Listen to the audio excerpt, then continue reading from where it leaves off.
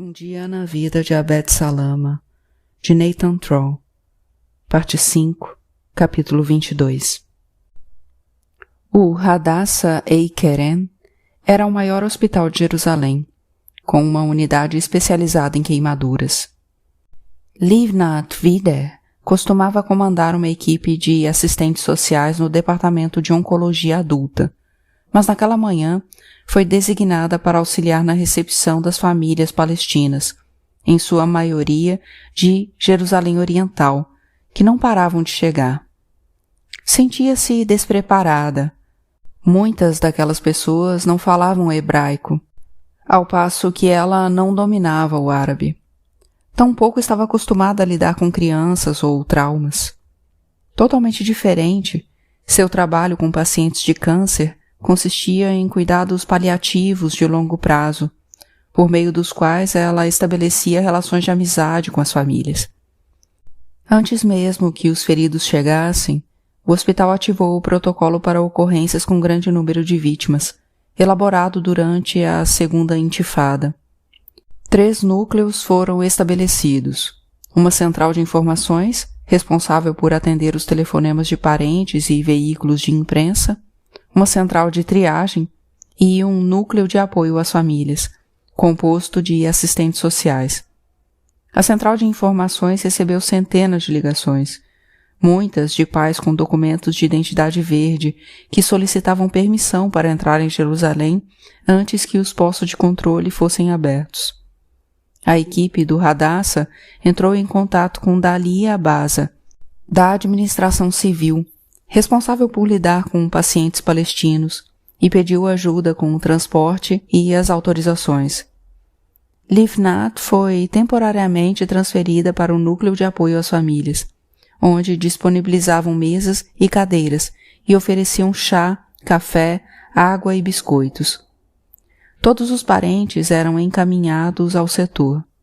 A princípio, cada família recebeu o auxílio de um assistente social.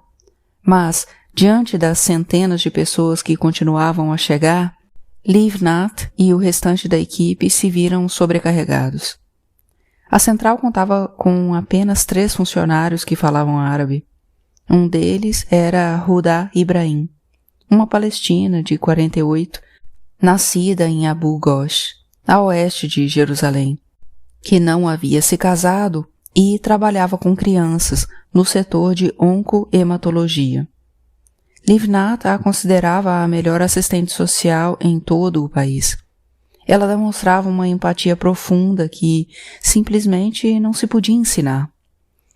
Livnat, que havia treinado dezenas de colegas, chegara à conclusão de que as habilidades essenciais ao exercício da profissão eram inatas. Os aprendizes ou as tinham ou não. Nem mesmo os melhores entre eles, porém, eram como Huda. Ela sabia como estar verdadeiramente presente na companhia dos pacientes e, ao mesmo tempo, antever todas as suas necessidades.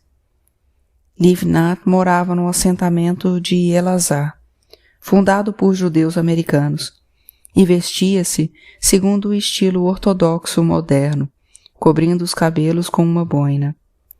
Admirava o véu trajado por Huda, que a fazia lembrar sua própria comunidade.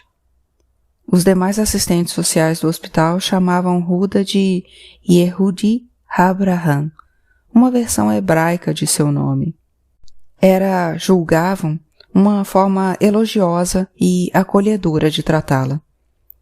Livnat trabalhava com outro palestino de 48, Khalil Kiouri, um enfermeiro veterano de Haifa. Para ele, o hospital era um dos únicos estabelecimentos em Israel onde os trabalhadores palestinos pareciam estar, ao menos até certo ponto, em igualdade de condições com os colegas judeus. Embora houvesse muito racismo no hospital, o Hadassah segregava pacientes árabes e judias em sua maternidade, se uma mãe judia o solicitasse. Khalil sentia-se bem tratado pelo restante da equipe.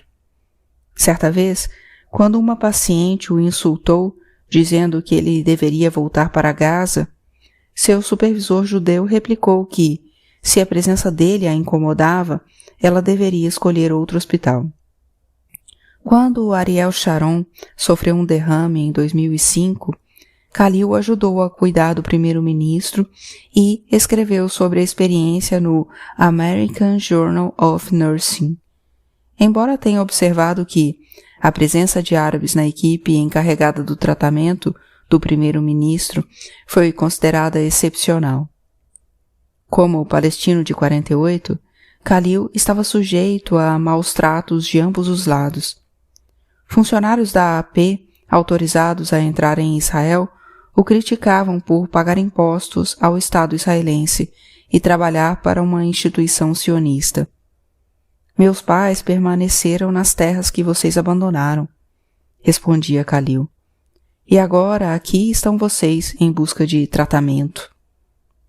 Khalil e Huda ajudaram Livnat a fazer uma lista das crianças desaparecidas, uma vez que a fornecida pelo colégio continha erros. Com os 2 colegas encarregando-se da tradução, Livnat percorreu o salão coletando informações, nomes, características físicas, roupas, fotografias e inserindo-as num banco de dados nacional, por meio do qual podia verificar se as crianças desaparecidas haviam sido levadas para outro hospital. Quase todas as vítimas, no entanto, estavam no centro médico de Ramallah, que não era vinculado aos bancos de dados. O saguão estava um verdadeiro caos, que acabou por se espalhar até o núcleo de auxílio aos familiares. Em acidentes como aquele, os parentes costumavam ser encaminhados aos quartos das vítimas. Dessa vez, contudo, quase não havia crianças internadas, apenas centenas de familiares, que se viram obrigados a se aglomerar em 2 espaços exíguos. Livnat já tinha constatado que havia muito mais homens que mulheres aguardando quando ficou sabendo que, entre as famílias da Cisjordânia, era mais comum que os homens possuíssem autorizações de trabalho que lhes permitissem estar em Jerusalém. Pensando em seus 6 filhos, o caçula tinha mais ou menos a idade dos alunos do Nur al-Huda. Livnat sentiu pena das mães que não puderam sequer procurar pelos filhos. Mais tarde, Livnat foi encarregada de identificar 3 crianças que haviam sido transferidas da unidade de Montes Corpus do hospital. A primeira, um menino chamado Fadl, havia queimado a orelha e um dos lados do rosto. Seus pais logo foram identificados e levados até ele. O estado de Fadl era muito melhor do que o das outras 2 crianças. Tala Abari, que Eldad Bechstein tinha trazido em sua ambulância, e um segundo menino, ainda vivo, porém queimado demais para ser identificado. Livnat não conseguiu associá-lo a um nome ou a uma família. As horas passaram e ninguém aparecia para buscá-lo. Então, quando o seu turno chegava ao fim, 2 mães chegaram à procura dos filhos. Ambas tinham ficado sabendo que havia um menino internado ali que ainda não fora identificado. Àquela altura dos acontecimentos, havia pouquíssimas crianças na mesma situação. De modo que as mulheres sabiam que, se não o encontrassem ali, seria provável que o menino que procurassem estivesse morto. Livnat recordou a história bíblica do julgamento de Salomão, em que 2 mulheres recorrem ao rei reivindicando o mesmo bebê e alegando que um segundo, morto, pertence a outra. Aya al-Hindi foi a primeira a chegar. Abdullah era seu filho. Era um dos melhores alunos de Tala Abari. Os 2 sentavam-se lado a lado na sala de aula e sempre se escolhiam como parceiros para as atividades. Como as 2 famílias moravam perto uma da outra na rua principal do campo de Shuafat, Tala e Abdullah também costumavam pegar juntos o ônibus para o colégio. Raya vivia desde pequena no campo de Shuafat. Sua família havia sido expulsa de Jinzu, um vilarejo próximo a Ramle, em 1948. Ela e o marido, Hafez, moravam no 6º andar de um prédio da UNRWA, no centro do campo. Ambos tinham carteiras de identidade azuis. Hafez atravessava o posto de controle todos os dias para trabalhar na farmácia do hospital Shaare Zedek, em Jerusalém Ocidental. Naquela manhã, Raya havia ajudado os 2 filhos, Abdullah e Hamad, a se aprontar para o passeio. Chegada a hora de ir, Abdullah não queria sair do sofá, de onde ficou a encará-la com um olhar que a deixou perturbada. Na portaria do prédio, encontraram um primo mais velho dos meninos, que se ofereceu para acompanhá-los enquanto aguardavam o ônibus na chuva. A dupla embarcou às 7h30. Pouco mais de 1 hora depois, Raya, assaltada por um mau pressentimento, interrompeu pela metade o café da manhã. Em seguida, o telefone tocou. Era Hafez, que queria saber se os meninos tinham ido ao passeio da turma. Raya ligou para a professora de Abdullah, Ula Joulani, que não atendeu, mesmo depois de várias tentativas. Quando, pouco depois, viu a notícia do acidente, Raya vestiu uma baia e partiu às pressas para o posto de controle de Shuafat. O caminho até o hospital de Ramallah, situado a menos de 15 quilômetros de distância, levou quase 2 horas. O trânsito estava parado e o trajeto obrigava a Raya a passar por 2 postos de controle. Na recepção do hospital, um homem munido de uma lista de nomes confirmou que Ahmed e Abdullah estavam internados ali. Raya procurou de quarto em quarto, ainda alheia à gravidade do acidente, ao fato de que o ônibus havia tombado e pegado fogo. Por fim, encontrou Ahmad, sentado nu sobre a cama de um dos quartos. O ar estava gelado e, do lado de fora, ainda chovia. Raya procurou um lençol para cobri-lo, mas não encontrou nenhum. Por que meu filho está nu? Quis saber quando o médico apareceu. Porque as crianças estão todas queimadas, explicou o homem. Ahmad tinha hematomas nas costas, mas de resto estava incólume. Explicou que um homem o havia retirado do ônibus através de uma janela. Rememorando o momento do acidente, contou que, ao embarcarem, Abdullah propôs que se sentassem juntos nos assentos atrás do motorista. Ele, no entanto, preferiu ir para o fundo do ônibus. Logo após atravessarem o posto de controle, disse: houve um terremoto e o ônibus virou. Todas as crianças e as professoras foram lançadas de seus assentos e acabaram amontoadas na lateral do ônibus. Em seguida, tudo começou a pegar fogo e o ar se encheu de cinzas, que algumas crianças pensaram ser flocos de neve. Foi quando um homem entrou no ônibus e começou a retirar as crianças. Desde então, Ahmad não tinha mais visto Abdullah. Raya percorreu o restante dos quartos, mas não encontrou outro filho. Pouco depois, foi informada pelos irmãos de Hafez que havia um garoto no hospital de Hadassah, em Eikerem, que poderia ser Abdullah. Acompanhada por eles, partiu rumo ao local, mas ficou presa no trânsito nos arredores do posto de controle de Iquelândia e só conseguiu chegar ao Eikerem muito depois do marido.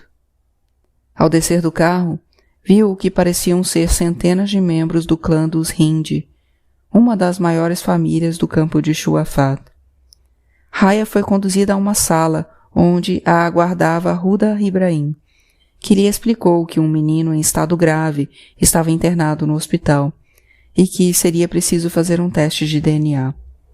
Em seguida, uma enfermeira colheu uma amostra de sua saliva e um policial lhe mostrou as roupas do menino, algumas muito queimadas. Aquelas não eram as roupas de seu filho, declarou. A policial lhe pediu que olhasse de novo. Raya repetiu que estava segura de que aquelas roupas não pertenciam a Abdullah. Ainda assim, a policial insistiu. Testemunhas haviam afirmado o contrário. Você está em choque, acrescentou. Raya se irritou e questionou a maneira como estava sendo tratada. Huda interveio, tentando acalmá-la. Está certo. O menino no quarto ao lado não é seu filho. Sinta-se livre para ir à procura dele. A família, no entanto, resolveu esperar o resultado do teste de DNA, de modo a eliminar qualquer dúvida. Antes disso, porém, os irmãos de Hafez foram autorizados a ver a criança a fim de confirmar que não era Abdullah. Saíram aos prantos do quarto, mas disseram que, ao contrário do sobrinho, o garoto tinha uma verruga no pescoço. Abdullah seguia desaparecido. Já era noite. Nancy Quasme e sua mãe foram conduzidas a uma sala, onde Livnat e Huda lhes falaram sobre o menino que ainda não havia sido identificado. Pediram autorização para colher amostras de seu DNA e mostraram-lhe as roupas queimadas. A maioria fora reduzida a um bloco duro e enegrecido, mas era possível distinguir a borda de um casaco. Nancy reconheceu o agasalho de Salah. Em seguida, viu a cueca de ursinho, que, de alguma forma, havia permanecido intacta. Soube então que Salah havia se queimado, embora ainda não fizesse ideia da gravidade das feridas. Nancy e a mãe voltaram para o corredor, onde se sentaram ao lado de outra mãe enquanto aguardavam o resultado do teste. Era Raya, que, ao ver que Nancy chorava, tentou consolá-la. Encontrei um dos meus meninos, encontrarei o outro, e você o seu.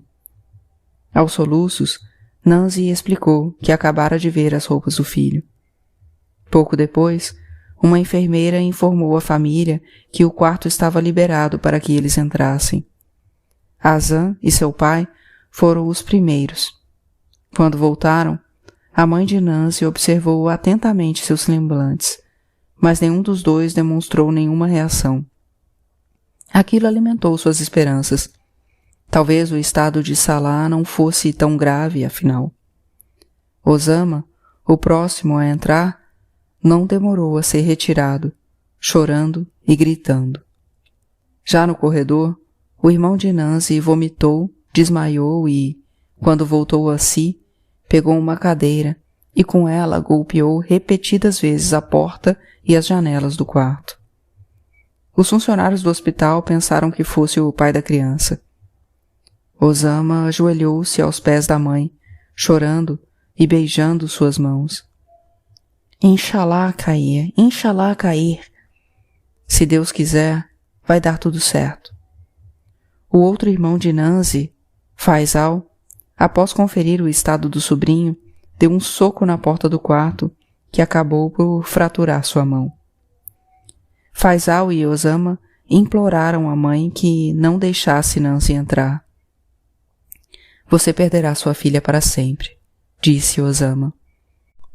Uma das assistentes sociais chamou a mãe de Nancy à parte e disse que restara muito pouco do que conheciam de Salah. Se não fosse pela verruga, não teria sido possível identificá-lo. Ainda assim, Nancy queria ver o filho. Era melhor esperar até que fosse operado e tivesse a pele reconstituída, disseram-lhe. Havia um longo e árduo caminho pela frente, e o mais indicado naquele momento era voltar para casa e descansar.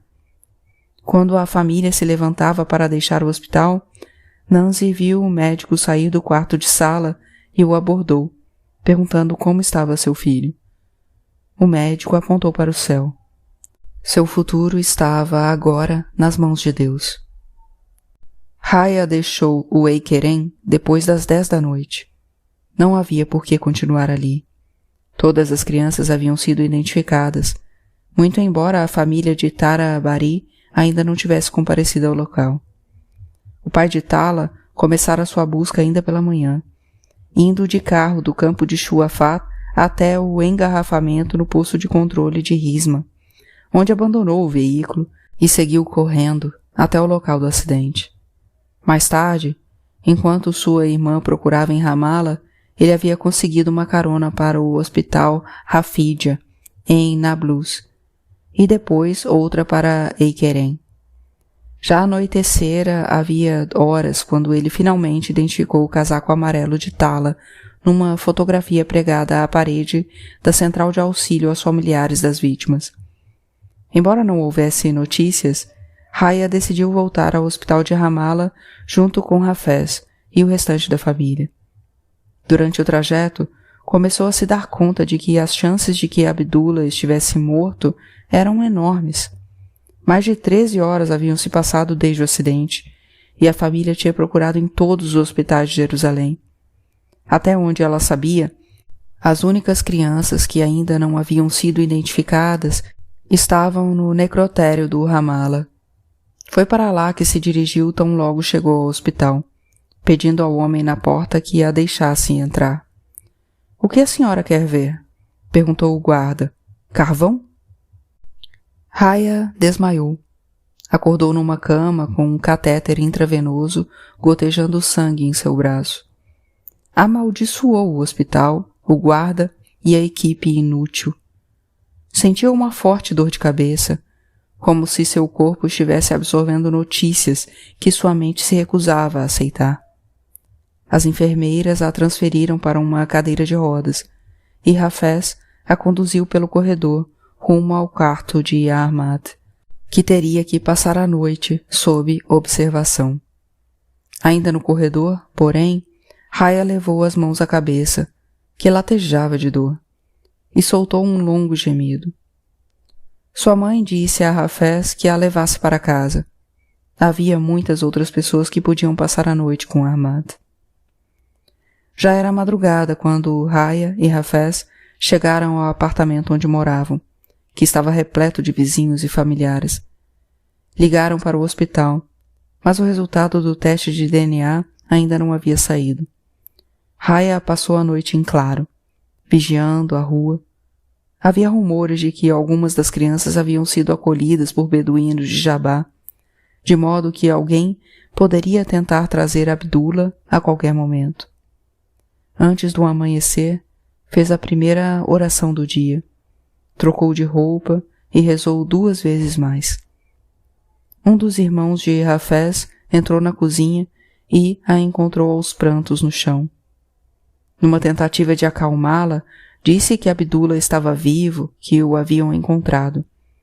Ela começou a chorar ainda mais. Instantes depois, o alto-falante da mesquita anunciou que Abdullah al-Hindi estava morto.